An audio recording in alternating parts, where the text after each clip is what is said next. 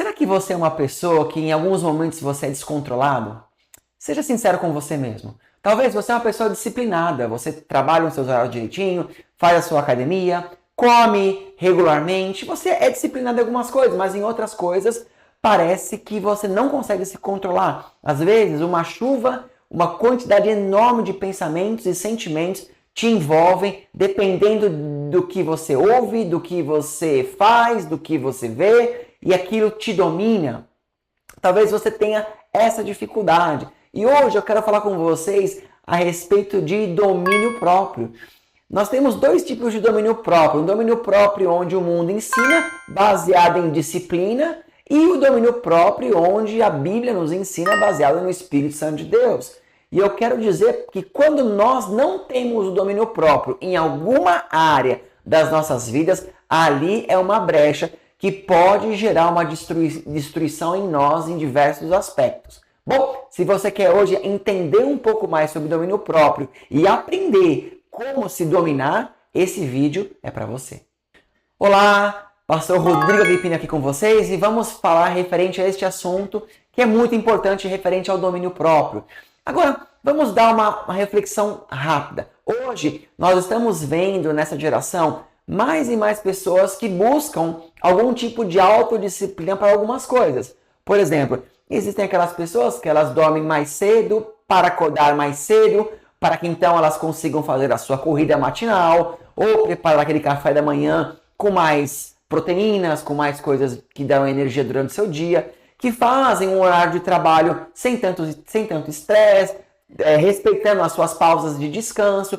Nós temos pessoas ali que ensinam, por exemplo, como que você se torna um leitor, né? Pessoas que elas não gostam de ler, pessoas que não gostam de focar nessas coisas. Então, existem métodos e disciplinas para como você se tornar um bom leitor, como você perder peso, como você ser um profissional de sucesso. Então, existem muitos e muitos cursos e pessoas ensinando a disciplinar outras pessoas naquilo que elas estão buscando para a sua vida.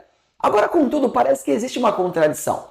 Porque se você, tecnicamente, é uma pessoa disciplinada, então você é uma pessoa educada, disciplinada no seu falar, disciplinada nas suas ações, disciplinada nisso, naquilo outro, como que pessoas com esse grau de disciplina, ao mesmo tempo, elas estouram frequentemente, elas brigam em casa, elas xingam, elas traem, às vezes elas se entregam a vícios como masturbação, como vício de álcool, ou vício de cigarro, ou seja o que for.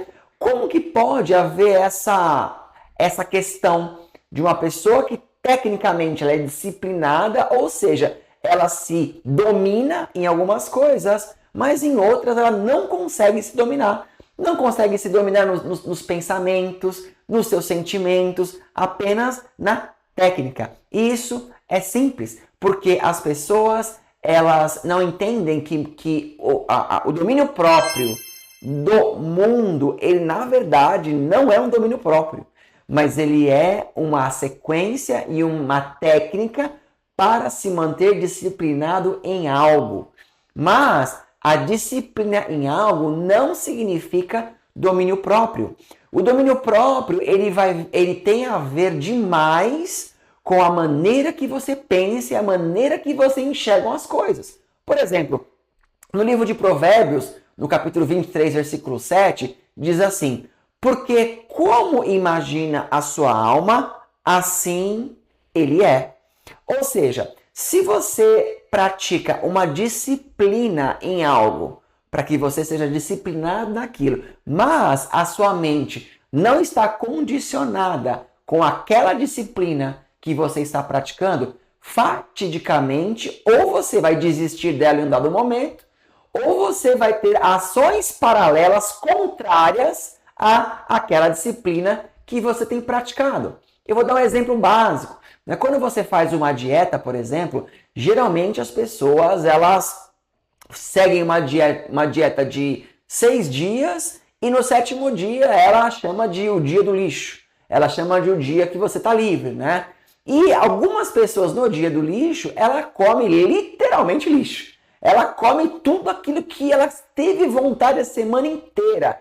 Quer dizer, ela ficou 6 dias na disciplina da dieta, mas com a mente, com o seu coração, simplesmente pensando em o que ela vai fazer no dia do lixo. Por quê? Porque nos outros 6 dias ela não foi feliz.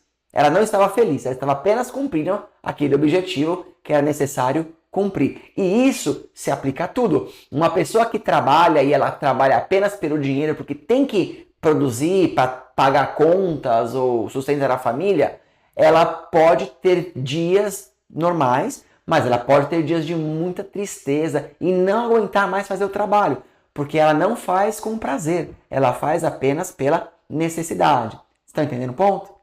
Então, o domínio próprio baseado no mundo, por assim dizer, ele basicamente ele vai seguir algumas regras. Ele vai seguir regras de disciplina, regras de força de vontade e regras de rotina, certo? Então você pega esses 3 ganchos e você então consegue desenvolver aquilo que você está buscando. Então, por exemplo, uma pessoa que ela quer ler livros e ela vai tentar se doutrinar, né, em domínio próprio, baseado nessas regras, então ela vai criar uma rotina. Poxa, eu vou ler todos os dias 10 capítulos ou 10 páginas desse livro.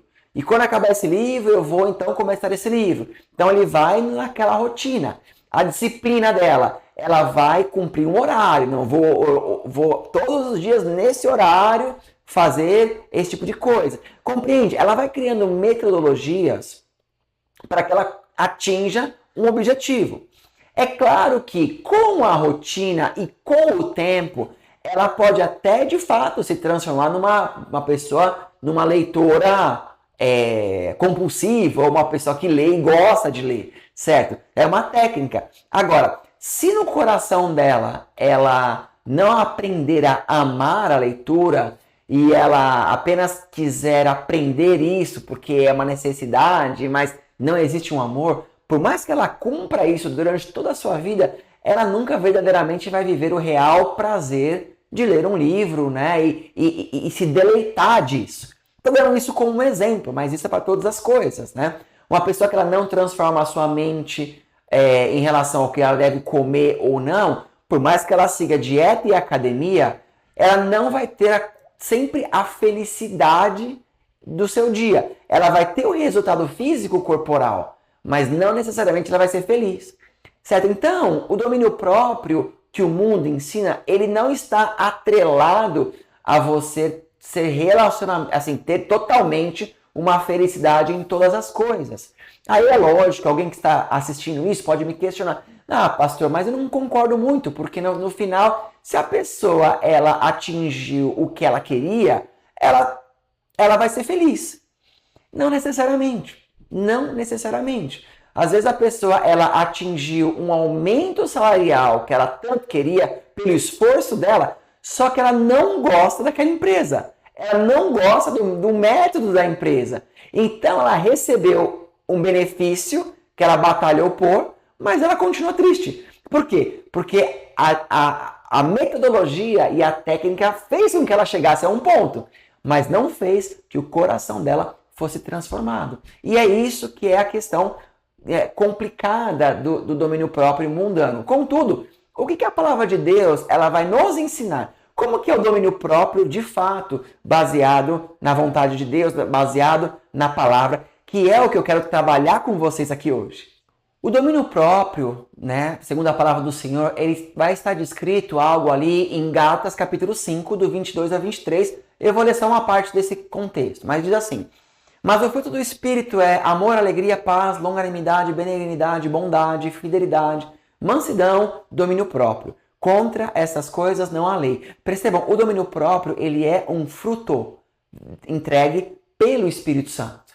Não é algo que você conquista, não é algo que você faz um curso de teologia, pronto, agora eu tenho um domínio próprio. Não, o domínio próprio ele é algo que vem com o Espírito Santo. E como que nós chegamos no Espírito Santo? Como que nós temos o Espírito Santo? Nós temos o Espírito Santo através da fé. E a fé vem pelo ouvir. E ouvir o quê? Ouvir a palavra de Deus. Então você ouve a palavra de Deus, você busca, você persiste, você entende quem é Jesus, você o aceita e você vai caminhando com Cristo.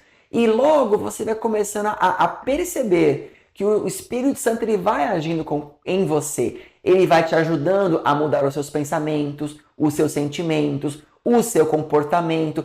Coisas que antes para você não eram de tanto valor relacionados a Deus, ao Pai, né, e a Cristo, começa a ter valor para você e você começa a enxergar a vida de uma outra maneira. Você consegue ter mais gratidão do que você possui do que ingratidão daquilo que você acha que deveria ter e não tem.